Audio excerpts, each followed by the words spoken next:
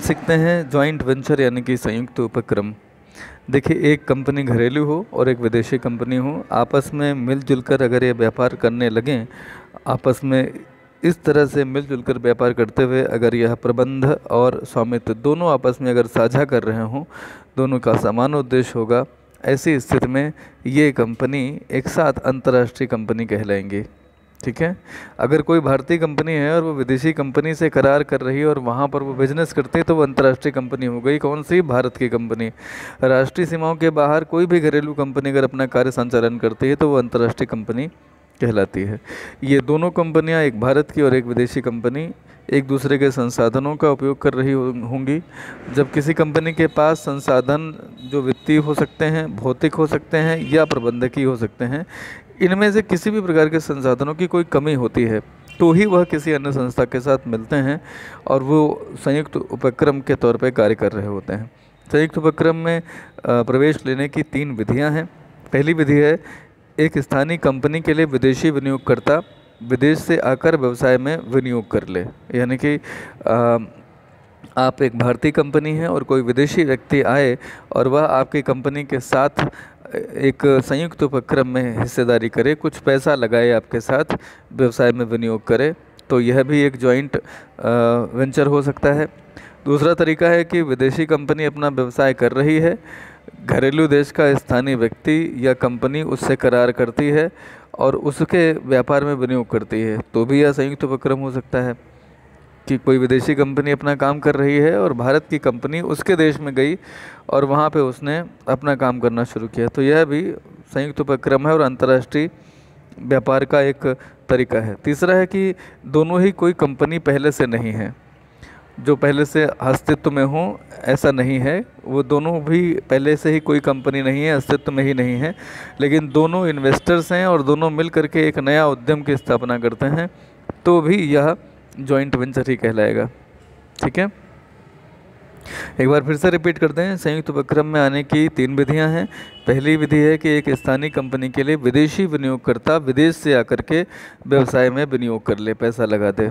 दूसरा है कि विदेशी कंपनी अपना व्यापार कहीं कर रही है और आप एक घरेलू कंपनी है, भारत की कंपनी है, और आप उससे करार करें और उसके व्यापार में आप वहाँ विनियोग कर लें, तो भी आप जॉइंट वेंचर हैं। और तो तीसरा है कि ना तो आप भारत में कोई कंपनी के तौर पर रजिस्टर्ड है और ना ही वहाँ का कोई वो बंदा जिससे आप मिल करके व्यवसाय करना चाहते हैं वो कोई कंपनी के तौर पर रजिस्टर्ड है। दोनों कंपनियां अस्तित्व में ही नहीं है, यानी कि पहले से कोई कंपनियां नहीं हैं, दोनों मिलते हैं और कोई नई कंपनी बना लेते हैं। यह भी जो है जॉइंट वेंचर कहलाएगा। इसके लाभ क्या हैं और क्या क्या सीमाएं हैं, आइए इस पर चर्चा करते हैं।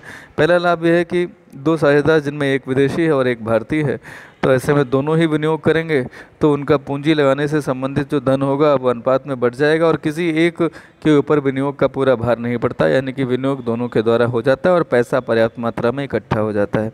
बहुत बड़े जो प्रोजेक्ट होते हैं उनके लिए जहां आपको बहुत ज़्यादा पूंजी की आवश्यकता होती है, किसी एक व्यक्ति या एक व्यक्ति की कंपनी के द्वारा उतना पैसा जुटा पाना संभव नहीं होता, ऐसे में संयुक्त उपक्रम का सहारा लिया जा सकता है। पूंजी के भार को आपस में बांटा जा सकता है, जितने लोगों में ये भार बटेगा उतना ही प्रति व्यक्ति कम होता चला जाएगा और बड़े प्रोजेक्ट के लिए पर्याप्त मात्रा में पैसा इकट्ठा हो जाएगा।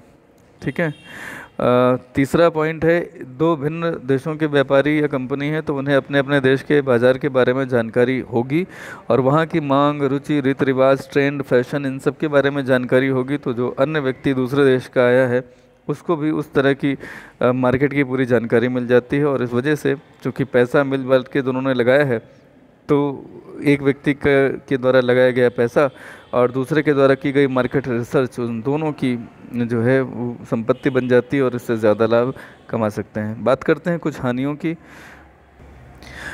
हानियों में सबसे पहले है फ्रेंचाइजी लाइसेंसिंग। ये जो 2 तरीके हैं, इन्हीं की तरह यहाँ पर भी व्यापार से संबंधित गोपनीयता का खतरा रहता है, क्योंकि संयुक्त उपक्रम में जो व्यापार हो रहा होता है, दोनों मिलकर आपस में व्यापार करते हैं, आपस में बहुत सी बातें, सूचनाएं एक दूसरे से साझा कर ली जाती हैं। बहुत बार जोखिम ये रहता है कि अगर वह व्यक्ति आपसे अलग होता है तो वह आपके लिए एक बहुत बड़ा कंपटीटर बन के उभरेगा और ऐसे में आपके जो गोपनीय तथ्य हैं उनके प्रकट होने का पूरा भय रहता है। बहुत बार ऐसा भी होता है कि वह आपसे अलग नहीं हुआ लेकिन आप अपने संगठन में काम कर रहे सारे व्यक्तियों और कर्मचारियों की ईमानदारी के प्रति आश्वस्त हैं, लेकिन जो दूसरा संगठन है वहाँ के सारे कर्मचारी और उनकी लॉयल्टी पर आप पूरी तरह से भरोसा कर ही सकेंगे, ऐसा नहीं होता। अगर वहाँ के किसी व्यक्ति ने कोई गोपनीय सूचना इधर उधर की तो बहुत नुकसान हो सकता है। दूसरा जो हानि हो सकती है वो यह कि यहाँ दोहरा स्वामित्व होता है, तो इसमें अनेक प्रकार की संभावनाएं हैं। दोनों ही फर्मों के बीच में जिन्होंने विनियोग किया है उनमें आपस में नियंत्रण को लेकर के विवाद हो सकते हैं, तमाम निर्णयों पर विवाद हो सकते हैं। ऐसा भी हो सकता है कि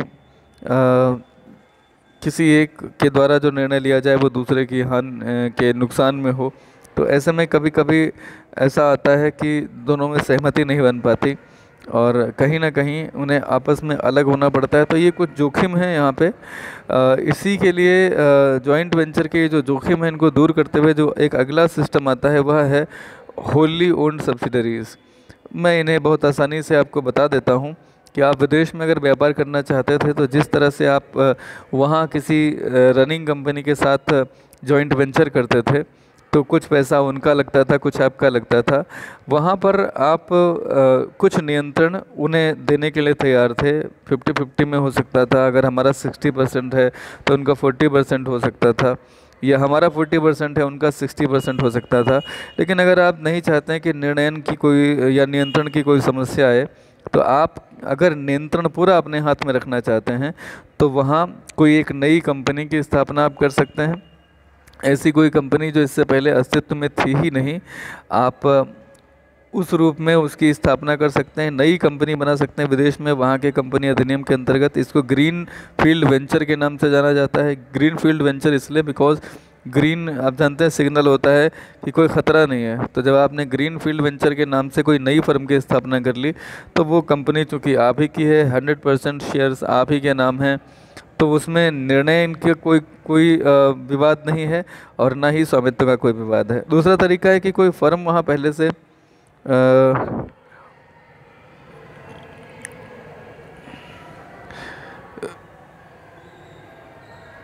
कोई दूसरे तरीके में कोई नई फर्म स्थापित नहीं की जाती है, या नहीं कर लीजिए।